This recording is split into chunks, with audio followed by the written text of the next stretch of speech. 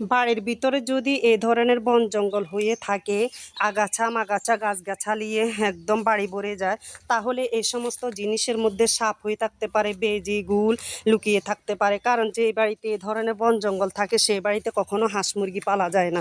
তো আমি দেখাই সব মানে প্রত্যেকটা জায়গা দিয়ে এবং বিশাল একটা জায়গার মধ্যে দেখেন খুবই বন জঙ্গল হয়ে আছে।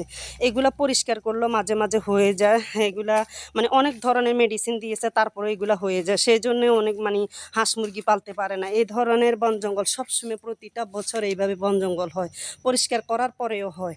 তো দেখেন এইভাবে বাড়ির ভিতরে যদি বন জঙ্গল না থাকে, খুব সুন্দরভাবে হাঁস মুরগিগুলা পালতে পারে। বিভিন্ন ধরনের গাছগাছালি আছে, বিভিন্ন ধরনের ফল ফ্রুটের গাছ, সব মানে বেশিরভাগই ফল ফ্রুটের গাছ এইখানে। তারপরে দেখেন এই সাইডে অনেক কলা গাছ, এটা একদম বাড়ির ভিতরে সারিবদ্ধভাবে অনেক গাছগাছালি লাগাইছে। যেমন সুপারি গাছ, প্রত্যেকটা সুপারি গাছে সুপারি ধরে, প্রত্যেকটা কাঁঠাল গাছে কাঁঠাল ধরে।